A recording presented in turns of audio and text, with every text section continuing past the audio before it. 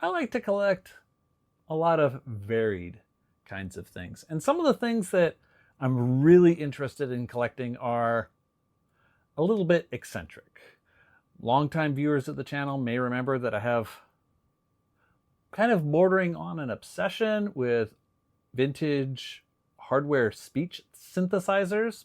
I struggle saying that word every single time. I don't know why. It just I also really enjoy collecting these sorts of tabletop machines. I have always had a fascination with these machines ever since I was a kid. When the sort of mini arcade machines that were produced by Coleco first came out in the 80s, I had this idea that I was going to get a bunch of these machines and I was going to put them in my garage and I was going to turn it into like a mini arcade, and I was going to charge kids from the neighborhood $1 an hour or something to come in and play on these little electronic mini machines.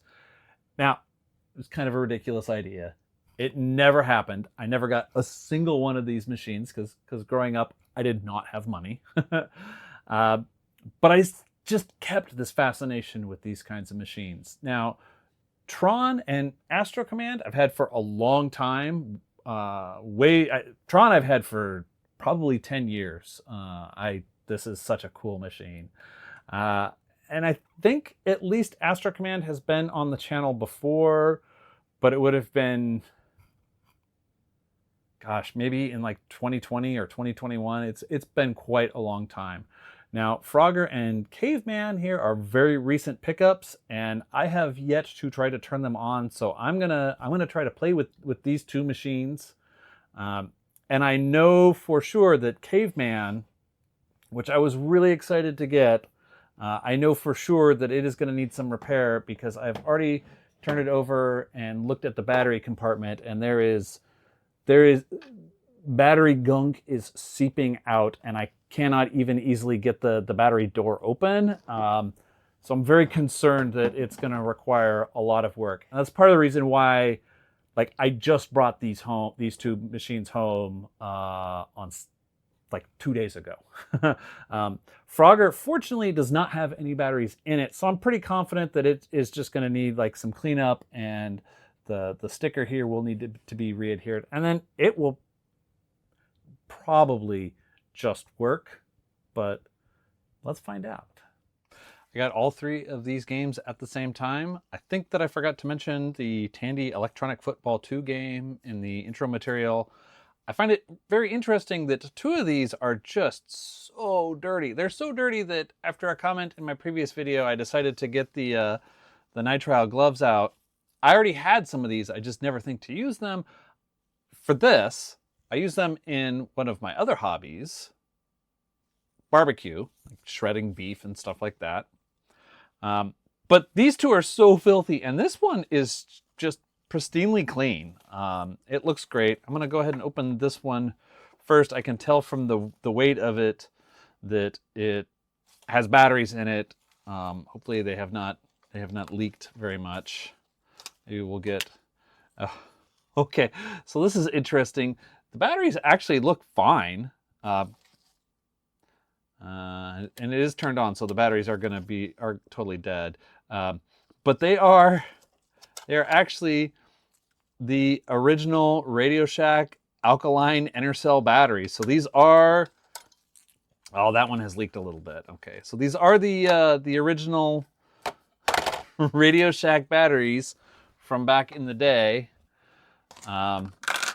And really only one of them leaked, and honestly, I would have expected more damage to have come out of it. This looks fine. I'm gonna have a little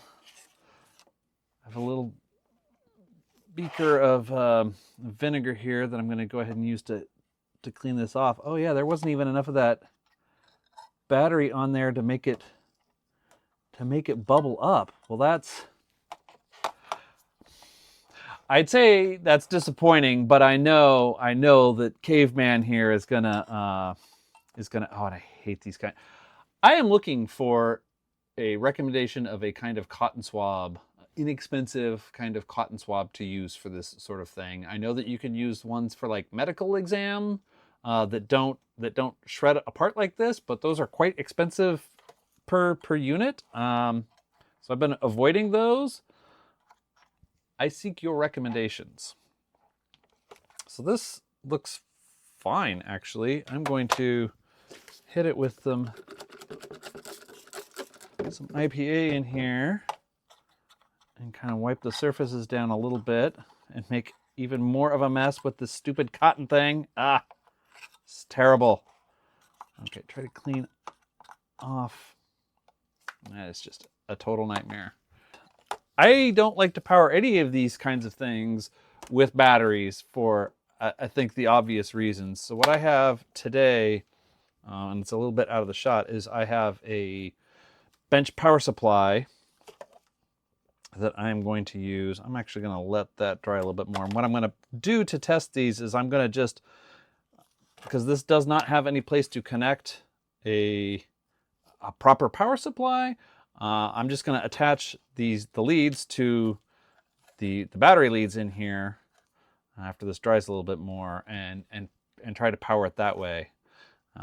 So I guess for now I'm going to set this one to the side and let it finish drying out in there.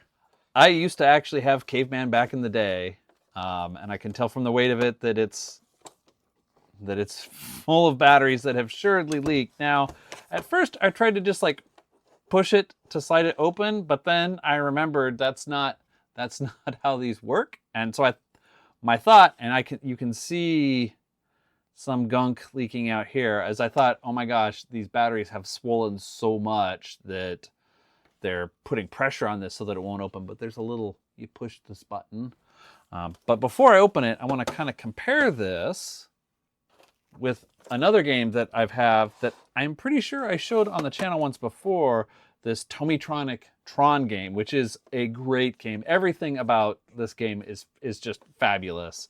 But you'll notice, like, the injection molded plastic part of this is virtually identical. They are the same shell, just this one says Tomy down here and this one says Tandy. But aside from that, they are the spit and image of each other.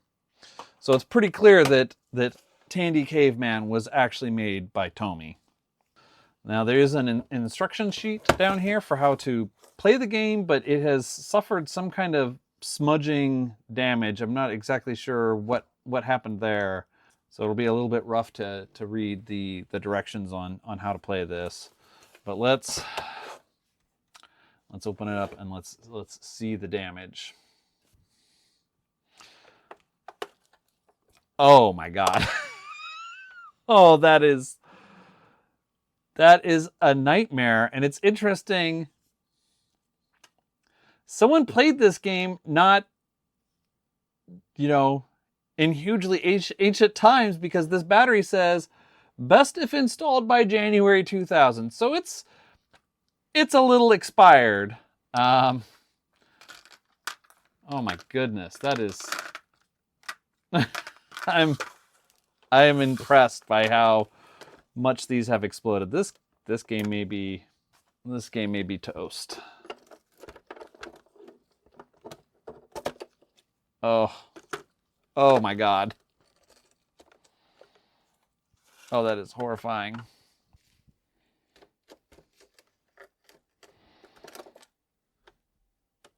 Oh my gosh. These two batteries are like welded together. Oh, this is gonna take serious cleaning.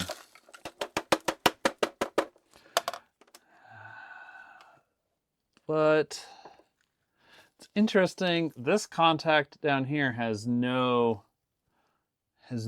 apparent damage on it. The other three are pretty rough. There's this huge accumulation of gunk over here. Oh, this is so bad. I'm gonna have to, what is the strategy for this? I think in order to get this apart and to get this out, because I think I just want to take this out and I don't want to I'll end up using the whole gallon jug of vinegar to try to neutralize this. I think I'm going to just fully disassemble this and so that I can get the individual parts apart and try to clean them individually like that. So this is gonna take a bit.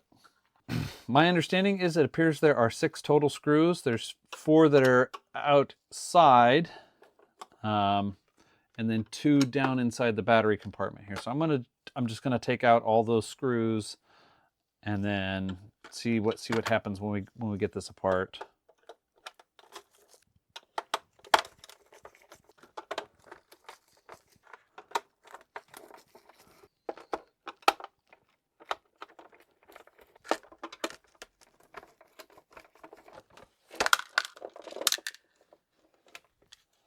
So I think I'm going to lift the top off of it this way. Woo, that's dirty inside. Oh yeah, and look, the damage has come all the way up here, but it does not appear to have spread beyond the battery connections, which is terrific. That is basically the best case scenario, and I suspect that if I dig out a 6-volt power supply and connect it up here, I bet this will just work, because I don't see any of that corrosive damage has made its way around elsewhere, which is terrific. But I still don't see how to get this battery cover out. Okay, there are 2 screws hiding down inside. I wonder if just removing them will get this apart enough to get the battery compartment lid off. Does that help? Does not help. Okay, what is holding you together here? I don't see how to get that farther apart, and I don't want to disassemble this any more than absolutely necessary, primarily because this does have a vacuum fluorescent display in it, and I really, really, really do not want to damage that, because that's sort of the most important piece in the whole thing. So I think then what I will do is I will try to neutralize a bunch of this acid from here, and then I will take this over as is, probably over the trash, and try to just pick a bunch of this out directly into the something. I don't know how to dispose of that. That is such an awful mess. All right, more cleaning.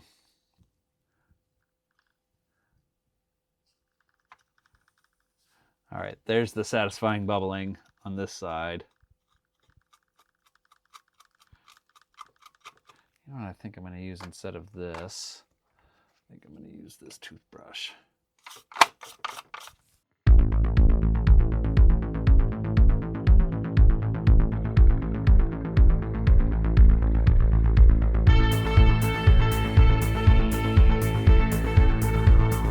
So after all that scrubbing and working at the crusty bits with the screwdriver, this battery contact, I mean, it's definitely corroded, but it looks okay.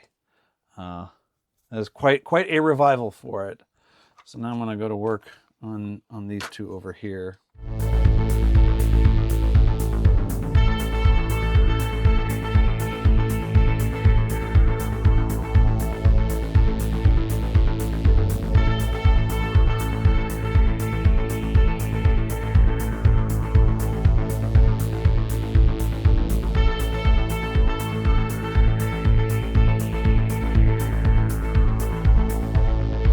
Trying to be very careful how I'm holding this so that I'm not like putting pressure on the display. I mean, this is just the lens over it, but I don't want to break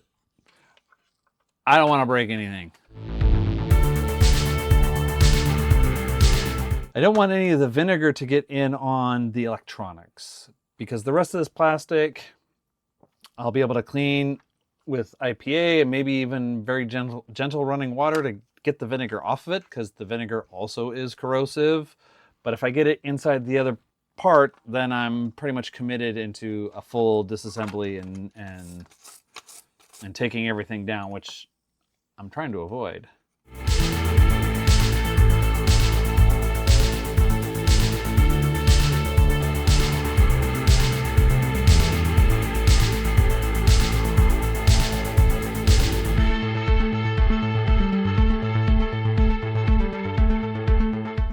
Let that sit for a few minutes. I'm going to take the top. I think it should be safe to take the top over to the sink. Oh, that's interesting. It's got kana in it. And I don't remember. I used to know. I used to know the whole kana alphabet, but I don't remember it now. But I know for sure that doesn't say Tomy, and it doesn't say Tandy. And it's not enough characters to be caveman. So I'm going to take this over and I'm going to wash this, and what are these? These are like some kind of little foam pads. I think I will attempt to clean these with something dry. Seems to be I think it's probably my best bet for that. And then I will return and then I will go after this. I think I'll check it a little bit more with some vinegar to see if there's still any signs of bubbling, but I think this is good in here. It's a darn sight better than it was. That is for sure. But I'll try it with a little bit more vinegar, see if there's any signs of bubbling, and then I will try to clean the vinegar out using some IPA, and then I'll find the right kind of power supply for this instead of using the bench power supply, and we'll see if this caveman can fight a dinosaur. I have a whole giant mess of little wall wart power supplies like this, and I dug through and I found several that I thought would work, but I figured I'll give them a try first. So this one specifically says 6 VDC output, positive tip. However, when I actually plug it in and try it out, it says like 9 volts, and all of them, I have several others that are, you know, the variable voltage type, and all of them that I tried, voltages massively out of spec. Do they just show massively high voltage when there's no load? That seems odd to me, and I don't. If I'm just doing it wrong, as always, please let me know in the comments. I have learned so much from my viewers, possibly more than they have learned from me. What I'm going to do instead is I very gently bent up the tabs back here where the battery clips were, and I have gone ahead and I have clipped on the bench power supply. I've set it for 6 volts, ultra low current, and we'll go ahead and give it a go like this. Let's give this a try. I've got a little bit of anxiety, as always when powering something on like this. Better put it at the amateur setting. All right. I think it works. I don't know that I'll be able to play it like this. Let's see. Let me get way back.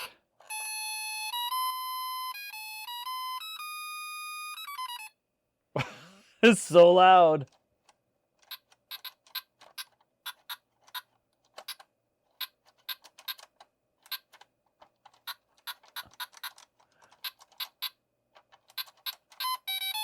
Yeah!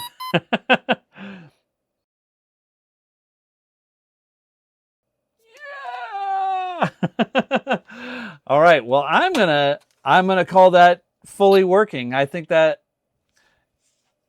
works. The controls work fine. The sound is great. The display looks amazing. Outstanding. I'm super happy. I think the battery damage is cleaned up well enough. I'm just going to let it finish drying. I noticed that I didn't clean this top plate as well as I could have. But just a little bit more cleaning and allowing it to dry, and I will call this one done. I'm really happy about this. I think I can do basically the same thing with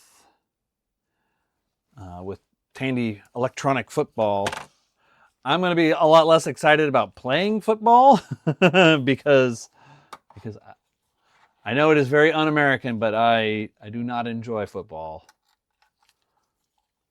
And this one should also, because it's going to take 4 1.5 volt batteries, this is also going to be 6 volts. So I will just hook that up the same way, and hopefully I have that on there well enough that it'll hang on. Now, a lot of these kind of little like cluster of red LED games, they are very abstract versions of the sport. I remember when I was a kid, my dad and I had a game like this. Gosh, I must have been maybe 3rd or 4th grade. Probably 3rd grade. Called Power Pigskin, and it was shaped kind of like a football. And I remember playing that a bit because it was the only thing that we had. And I could never wrap my head around that game. And I think what happened to that game was we left batteries in it because it took a whole mess of AA batteries, and then went to play it sometime years later, and they had all exploded, and we just tossed it out.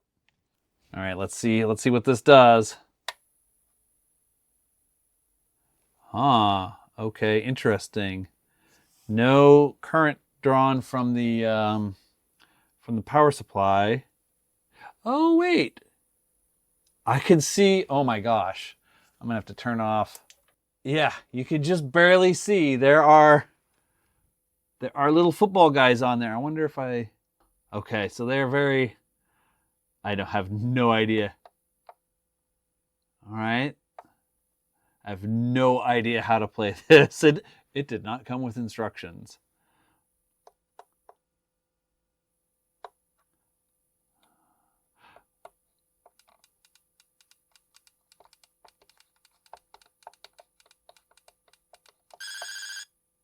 Okay, I got tackled.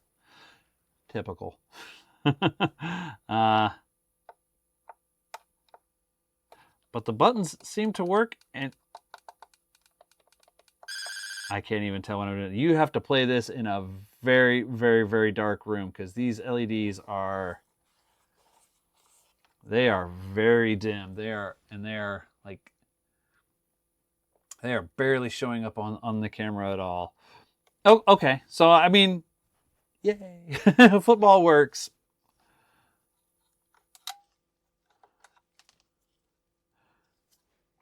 And that whole time, it showed up once and said 0.01 amps.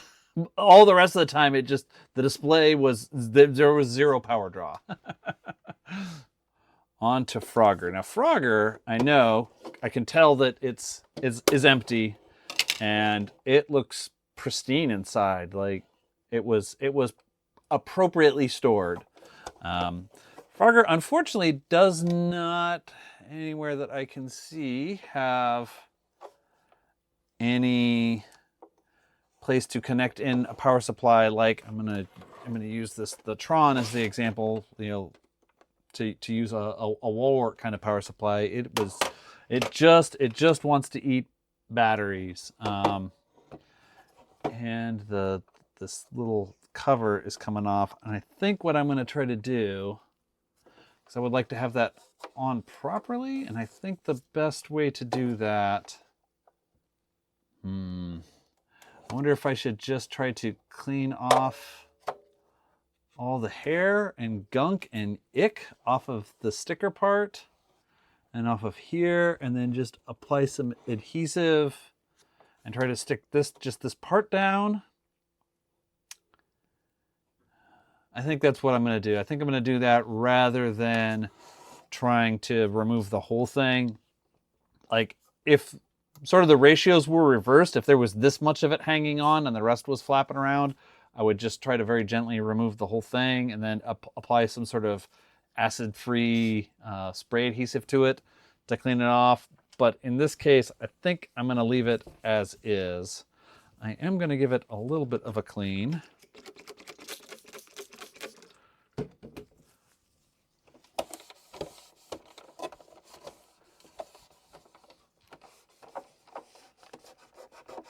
Oh yeah, all that comes off pretty nicely.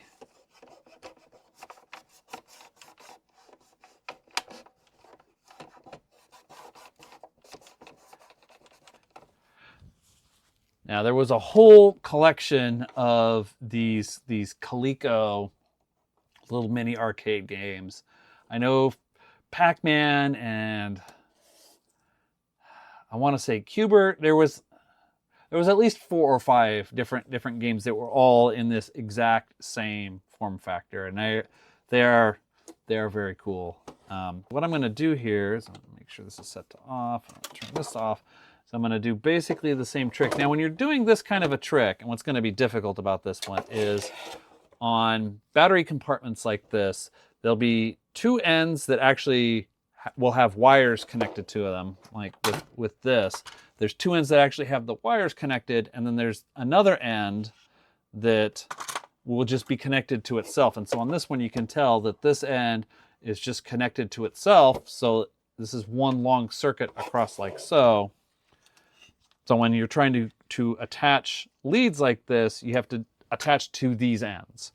And what I'm going to have to do here is I'm going to wedge this little blade underneath here because there's nothing else to get a clip onto. I'm going to attach that like that. I will not likely be able to play very well from this angle, but let's turn this on and see if it works. Because again, if I don't need to fully disassemble this, I'm not going to, because I can only hurt it. Oh, I was like, oh no, nothing. But I didn't turn on the power supply. Silly man. All right, here we go.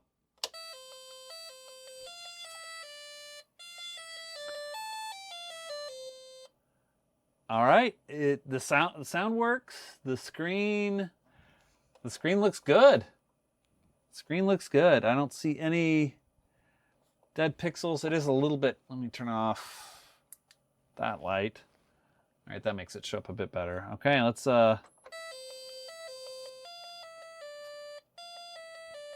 give it a play. See if the joystick works. All right, yeah, all 4 directions work and they feel fine.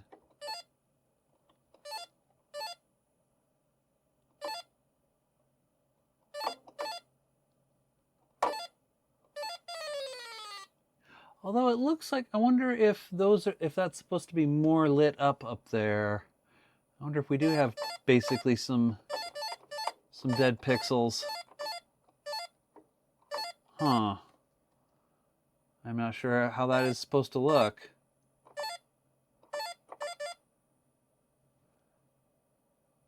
Yeah, I think these 2 over here, oh, that's a bummer.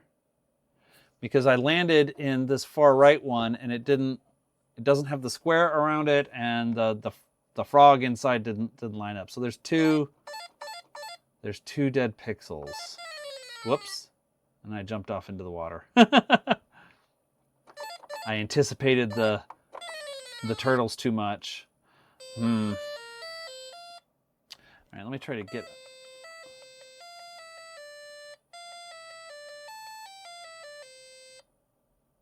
So I wonder if that is just... So there are a couple things that could cause that, and it could be something as simple...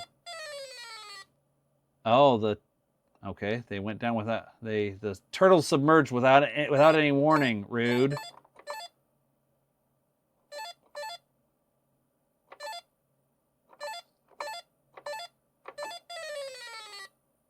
Oh, or is that not a landing spot? Okay, I might be misunderstanding this. I will have to look up and check and see how this is supposed to look to decide either this is fine or there's something wrong up here that could be as simple as just like a broken wire inside, and that would be easy to repair. That would also unfortunately mean, because it looks like some of the screws are on the top here, that I might have to, because there's surely one other here. You can kind of see the plastic has the same look over here. I would have to take this off to get at the matching screw on this side. Okay, let me consult the internet. So I consulted the Oracle of all knowledge, and all of the images I could find, the display looks exactly the same up here as this one does. So I think that this is working correctly. Those are just fake landing spots where you shouldn't go and you'll die. Oh, I wonder if on the other skill level. Let's see if on the other skill level, if you have more. Ah, that's what it is. You only have to get 4 frogs. Oh my gosh, it's so obnoxious. Okay, so on the other skill levels, you only have to get 4 frogs up here, and on the harder skill level, oh my goodness, you have to get 6, and you have to be able to survive through that infernal noise. All right, I'm gonna clean this up. I'm gonna have to go up to a craft store and get some sort of acid-free adhesive to put on this. I thought I had some, but I cannot find it anywhere. So I'm gonna, I will try to repair that and do the cleanup. And probably, so that means I'll probably return to this tomorrow after Caveman has finished drying out, and I'll be able to get that all assembled back together, and we'll be able to see everyone in their fully cleaned and beautiful glory. In the past, for re-adhering labels to things like games, I have used things like this. Spray adhesives, not this one specifically, because I don't think that this one is acid free. If any adhesive that you use for something like this, you want to make sure that it says that it's photo safe or acid free or something like that. I've used several different things like this in the past, and they're kind of a hassle because it's, it comes spraying out of this nozzle, and it's a little bit difficult to just get it where you want it. And after just a couple of uses, the nozzle will gum up. Like, I have never used a full can of one of these just because the nozzle clogs, and then you can't get any more out. So I decided to consult the internet and see what the current thinking is for adhesives to use for this sort of thing. And I was pretty surprised, and the consensus seemed to be good old Elmer's school glue that comes in the tube like this. And I don't know where the bottle is that I already have out. So I decided to give this a go. The way that the package says to use it, and the way that you want to use most adhesives, is apply a layer to both items that you're trying to stick together. Because really what you're trying to do there is you're trying to get the glue to stick to the item, and then the glue to stick to the glue. And realistically, the glue is good at sticking to itself. That is the one thing for sure that any glue is going to stick to, is itself.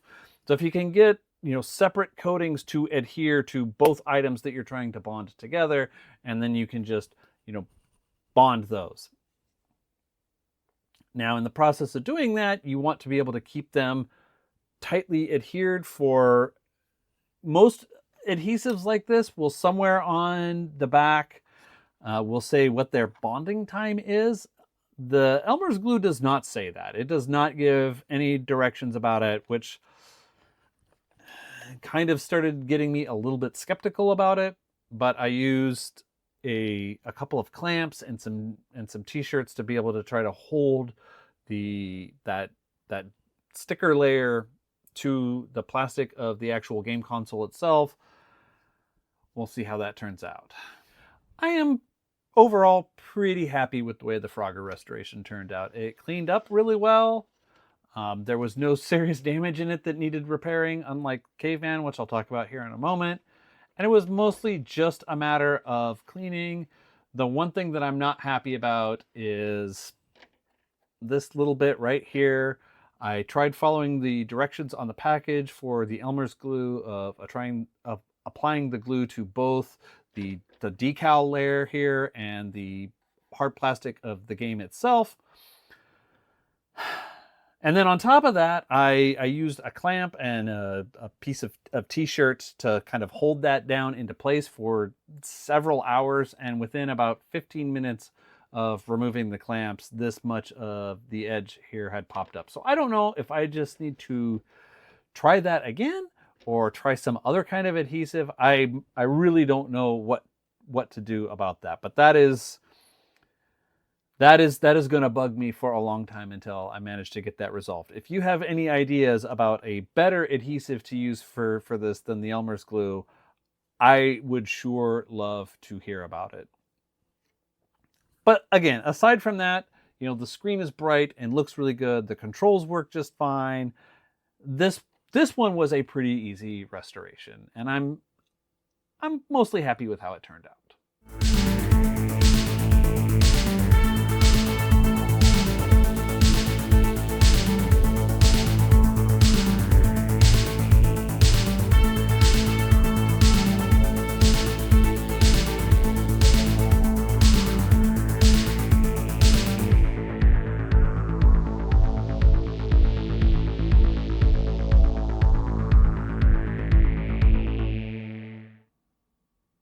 The restoration of Caveman, I am simultaneously more and less happy about. I am more happy because it was saved from the horrible battery damage and everything was working, and it has cleaned up pretty nicely.